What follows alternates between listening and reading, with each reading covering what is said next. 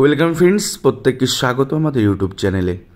যে সমস্ত ভিউয়ার্সরা প্রথমবার চ্যানেলটি দেখছেন তারা অবশ্যই চ্যানেলটিকে সাবস্ক্রাইব করে দেবেন এবং চ্যানেলের পাশে থেকে বেল আইকনটি প্রেস করবেন, যাতে এই ধরনের খবরাখবর সবচেয়ে আগে সবচেয়ে দ্রুত আপনাদের কাছে পৌঁছে যায়।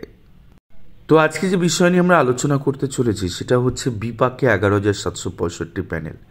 কেন বলছি এই কথা, তার কারণ হচ্ছে নতুন করে দুটি মামলা দায়ের হলো এনআইএসের পক্ষ থেকে। আপনারা প্রত্যেকে জানেন যে অ্যাপেক্স কোর্ট কিছুদিন আগে জাস্টিস গাওয়াইসের ডিভিশন বেঞ্চ একটি অর্ডার পাস করে। সেখানে গিয়ে দেবেশ শর্মা মামলার যে জাজমেন্ট এসেছিল, যেখানে এনআইএস ডিএলএডের যে 18 মাসের ট্রেনিং কোর্সটি ছিল সেটিকে অবৈধ বলে ঘোষণা করা হয় প্রাথমিক বা এলিমেন্টারি এডুকেশনের ক্ষেত্রে।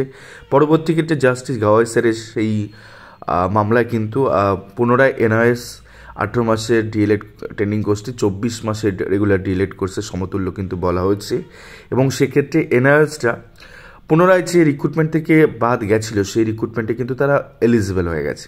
আপনারা প্রত্যেকে জানেন যে 11,765 যে প্রাথমিক শিক্ষক নিয়োগ হয়েছিল 2022 সালের নিয়োগের ক্ষেত্রে, সেখানে কিন্তু এনআইএসদের বাদ দেওয়া হয়েছিল। তো গোটা বিষয় আপনাদের দেখাবো। তো দেখুন, কেস নাম্বার একটা আছে WPA 677 অফ 2025 এবং একটা WPA নাম্বার 93 অফ 2025। তো এক্ষেত্রে মামলা দেখুন 16/1/2025। এই মামলা মহামান্য হাইকোর্টে লিস্টেড হবে জাস্টিস বিশ্বজিৎ বেঞ্চে, এবং সেক্ষেত্রে এই মামলার শুনানি কিন্তু হবে। এখন বিষয়টা হচ্ছে রেগুলার ডিএলএড যারা করেছেন তারা আপনারা জানেন যে প্রত্যেকে 9,533 11,765 প্যানেলের মধ্যে 9,533-এর মধ্যে তাদের কিন্তু অলরেডি কাউন্সিলিং প্রক্রিয়া সম্পন্ন করে বেশ কিছু নিয়োগও কিন্তু সম্পন্ন হয়ে গেছে। রিমেনিং কিছু 5% অ্যাডিশনাল প্যানেলে বাকি আছে, বাকি সবই কিন্তু নিয়োগ হয়ে গেছে। বাকি কিছু অন্য মিডিয়ামে কিছু সিট আছে এবং SC এবং ST বাংলা মিডিয়ামে কিছু সিট পড়েছে, বাকি কিন্তু টোটালটাই ফিল্ড আপ।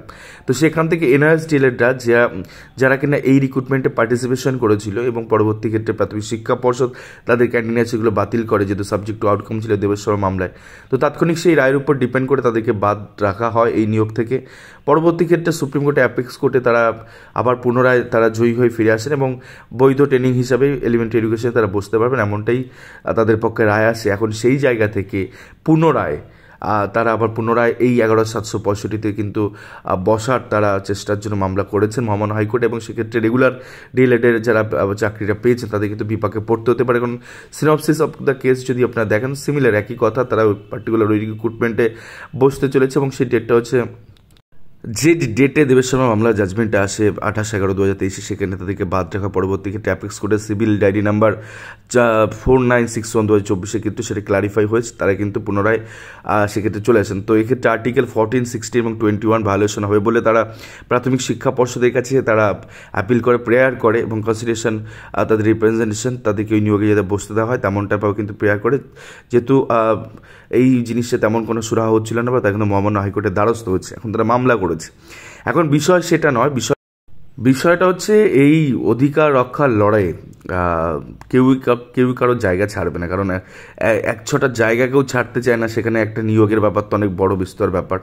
তো এনআইএস ডিএলএড যেহেতু ভ্যালিড ট্রেনিং ডিগ্রি 11,765, তাদের কেন বাদ দেওয়া হবে, তারা মহামান্য হাইকোর্টের কাছে গেছেন এবং সেখান থেকে হয়তো রিলিফ পেয়ে যাবেন। এখন বিষয়টা হচ্ছে তারা যদি রিলিফ পান তো সেক্ষেত্রে 11,765-তে কী করে তাদের অ্যাডজাস্ট করাবে, এটাই সব থেকে বড় কথা। জাস্টিস গাওয়াইসেরও বলেছেন তাদেরকে অ্যাডজাস্ট করতে হবে বিভিন্ন স্টেটের ক্ষেত্রে, যেটা হচ্ছে সুপ্রিম কোর্টের তরফ থেকে কিন্তু এমনটাই জাস্টিস শুনানির সময় এমন একটা তাজ্য মন্তব্য তিনি করেন যে এদেরকে অ্যাডজাস্ট করতে হবে। তার কারণ হচ্ছে এরা তাদের ট্রেনিং ডিগ্রি এখন ভ্যালিড ট্রেনিং ডিগ্রি, তো ন্যাচারালি তারা যে রিক্রুটমেন্টে বসেছে সেখানে তাদেরকে তো দিতে হবে। এখন দিলে ব্যাপারটা হচ্ছে প্রাথমিক শিক্ষা পর্ষদ কিন্তু অলরেডি প্রাইমারি টিচার রিক্রুটমেন্টের 2022-এর যে রিক্রুটমেন্ট প্রসেস সেটা কিন্তু কন্ডাক্ট করে ফেলেছে, অর্থাৎ সেখানে কিন্তু অনেকে চাকরি পেয়ে গেছেন। এখন সেই প্যানেল অ্যাডজাস্ট হবে কী করে?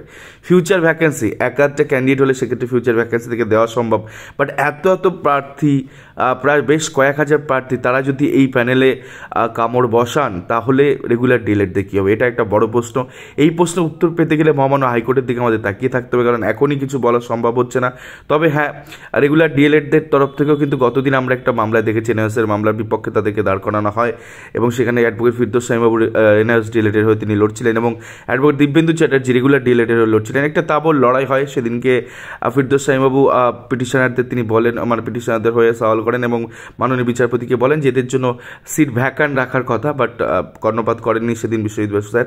এখন এই মামলায় রেগুলার ডিএলএড যারা আছে তারা কিন্তু প্রতিটা মামলায় হয়তো পার্টি হবেন এবং সেক্ষেত্রে অপোজ করবেন এনআরএসের 9533 প্যানেলে এনরোলমেন্ট করাটাকে। এখন দেখা যাক এই মামলা কোন দিকে গড়ায়। আপাতত আপডেট, দুটি নতুন করে মামলা দায়ের হয়েছে, শুনানি কিন্তু 15ই জানুয়ারি হওয়ার সম্ভাবনা রয়েছে মামলা। এই ছিল আজকের আপডেট। ধন্যবাদ।